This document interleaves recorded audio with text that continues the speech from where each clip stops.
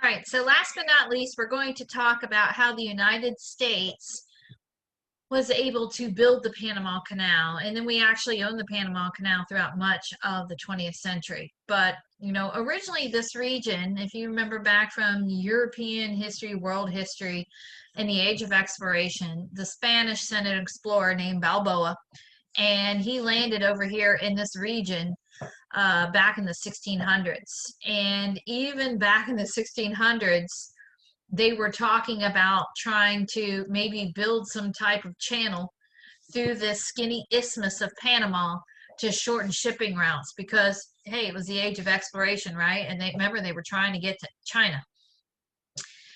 This was a Spanish colony for years. There was a guy named Simon Bolivar who was from Venezuela, and he used his parents' gold mine money to fund an army to get independence for Venezuela from Spain in the early 1800s. And Bolivar would continue his liberation movements throughout Colombia and Ecuador. And so that's why they called Simon Bolivar El Libertador, or the Liberator. So Gran Colombia was the name of this federation that Simon Bolivar became the president of. And eventually it became too difficult to govern. And so you started to see the federation kind of split apart. So in the late 1800s, this was the whole country of Colombia. And Panama used to belong to Colombia. And the talks of building a canal through the Isthmus of Panama became serious again, especially during the Industrial Revolution with all this new technology. And so the French actually sent engineers in the late 1800s to build this canal to shorten shipping routes. But the French had some problems. They ran into money problems. They also, their workers were dying by the thousands from malaria and yellow fever. And so eventually the French bailed on this project. Now, remember, Teddy Roosevelt became president in 1901 after McKinley got assassinated. And he was a Republican, and there were a lot of business leaders who wanted to see America's involvement in the Caribbean expand. And so there was talk of the United States finishing this canal. And so he called on Congress to approve funding to finish the canal that France started so that the United States could then defend our new territories, for example, whether it be Cuba or Puerto Rico or the Philippines, but it would help shorten the shipping routes. So there were military interests, there were economic interests, and of course, if you know how canals work, any ships that go through the canal, you charge them a fee. So, a lot of American business leaders were hoping that in the United States would then collect money from that, from the ownership of the canal. So here's Teddy Roosevelt. We'll learn about his foreign policy next week. He believed in the Monroe Doctrine, the early 1800s. In fact, he even added on to the Monroe Doctrine. It was called the Roosevelt Corollary to the Monroe Doctrine. A lot of people call it his big stick policy. And Roosevelt said that with regards to any of these countries in the Americas, if they were suffering from debt or something like that to a foreign country, let's say a European country, the United States wanted to keep these Europeans from sending in ships to collect debts from these struggling Latin American countries. Instead, the United States would work as kind of a policeman to make sure these countries pay off their debts to keep the Europeans out of the Western Hemisphere.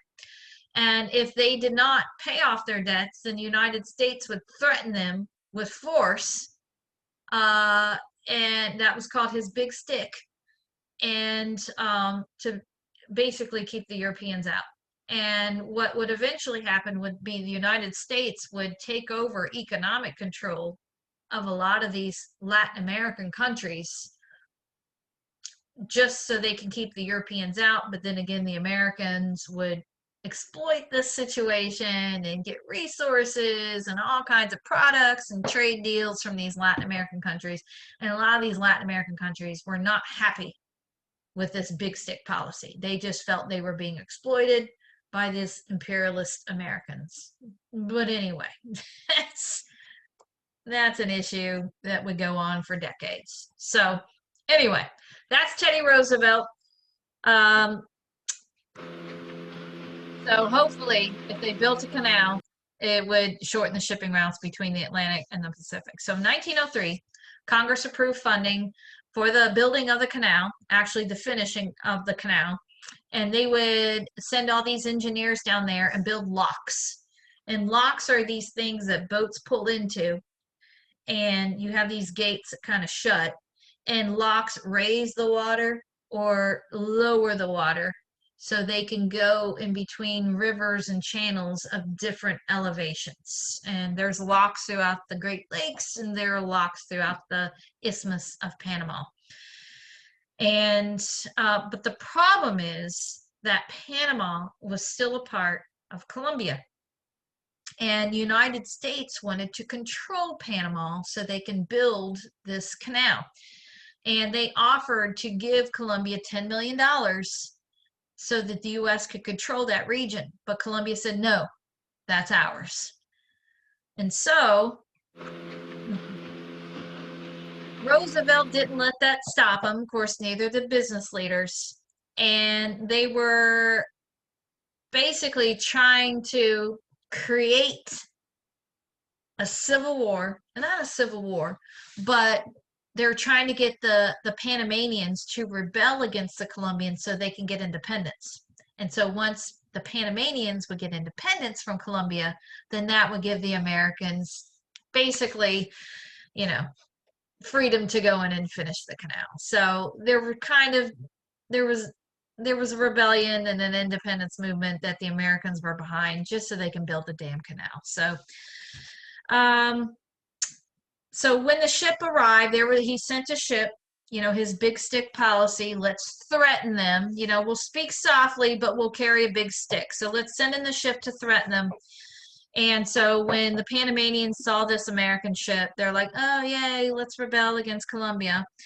And so the rebels won. So, of course, the U.S. Navy is, they have a presence in Panama now. And so Panama agreed to give the United States, you know, for helping them to, you know, win their independence. The Panamanians agreed to give the United States permission to complete the canal. And the canal would be built over 10 miles. And there you go. So that's how the Americans got into Panama to even build the canal. They kind of created a liberation movement for the Panamanians so they can get independence from Colombia. All right. So the U.S. went to work sending workers and supplies to Panama to build a 51-mile canal. And guys, by 51 miles, it's pretty much they go all over the place. And the canal would finally open in 1914, but by that point, Roosevelt was no longer in office. But Roosevelt gets the credit for getting us into Panama and building the canal. But you know, he wasn't there to finish it, but he gets the credit for starting it.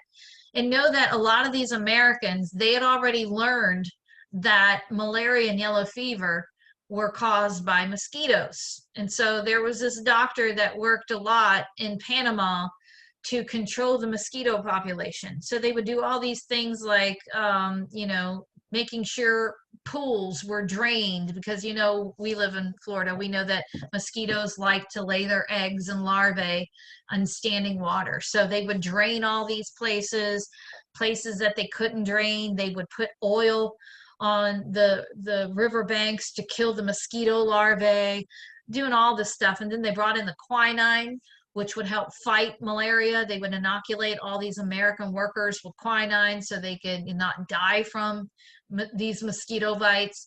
So we were able to complete the Panama Canal, and it opened officially in 1914, which was also the same year that World War I started.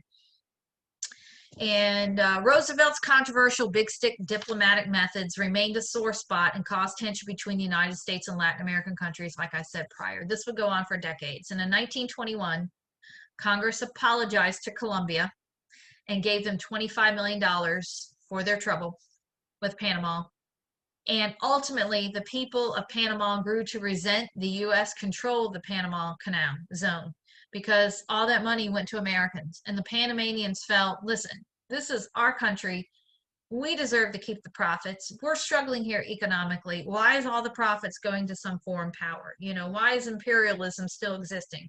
So eventually the United States, I think it was in the 1970s, made an agreement to eventually give control of the Panama Canal zone to the Panamanians. And so in 2000 is when the United States officially gave control of the Panama Canal to the Panamanians, and it has been part of the Panamanian government ever since.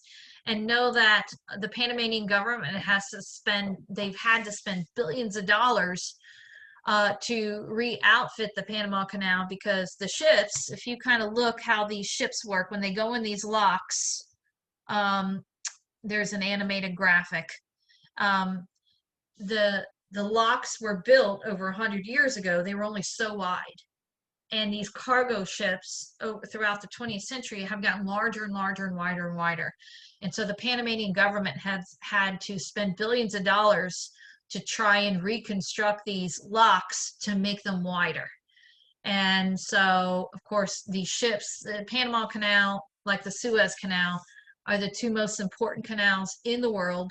They shorten shipping routes, and also it generates money for the Panamanians and also for the Suez Canal, the Egyptians.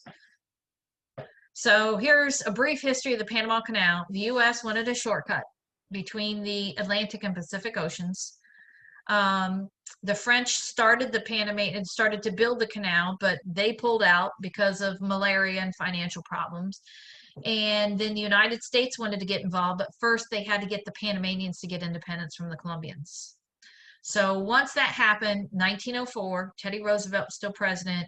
That's when construction on the Panama Canal began, and it was finished 10 years later. Big ceremonies to celebrate, you know, the building of the canal and the finishing and the ships coming through and everybody, yay.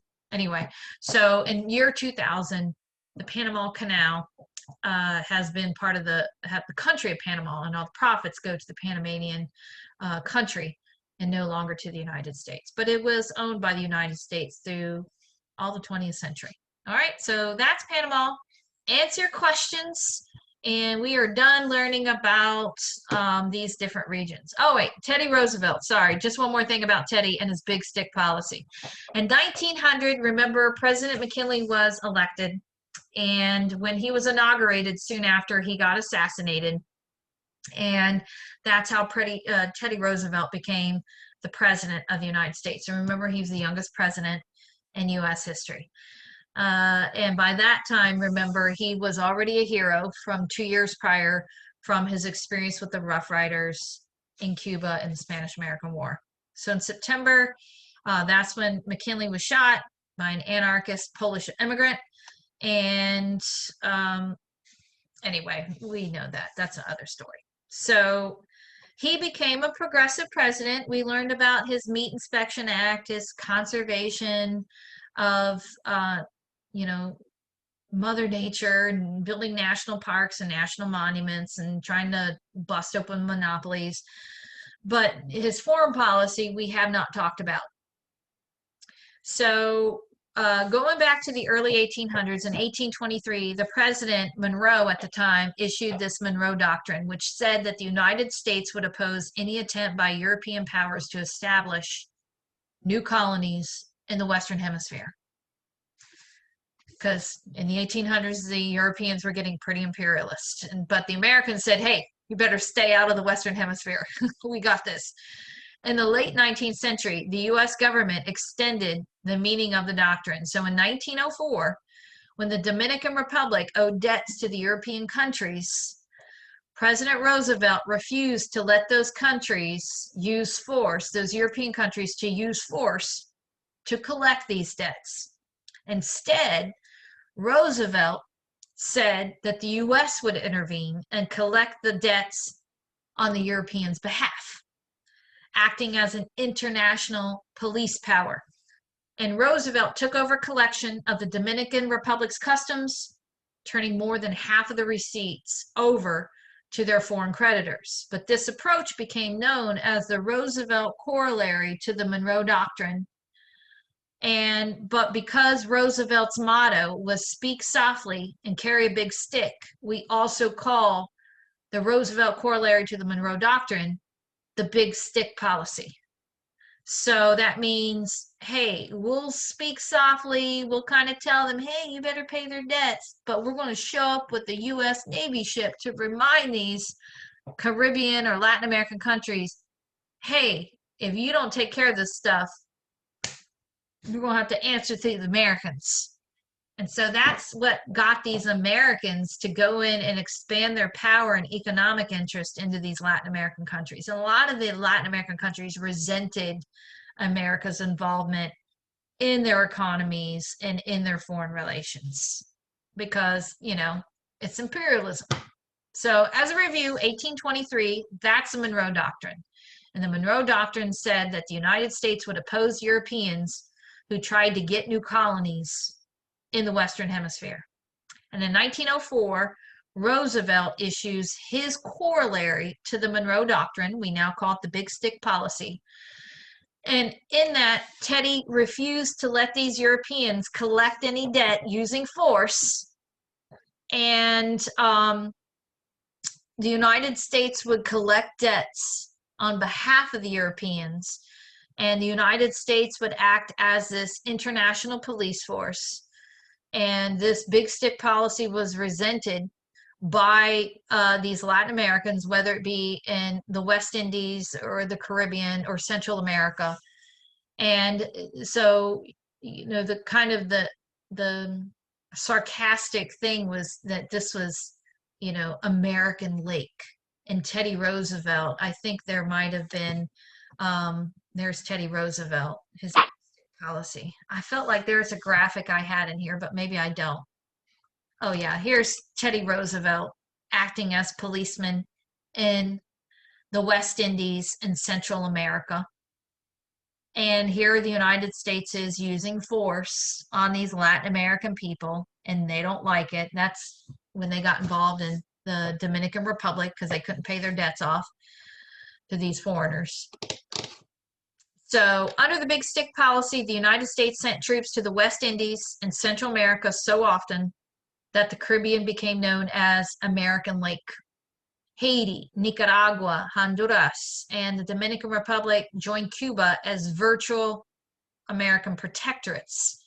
And the Roosevelt corollary was deeply resented by most Latin Americans. Nobody wants to be ruled by foreigners.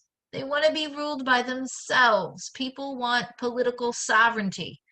But these Latin American countries did not have it because the Americans stuck their nose in their economic business.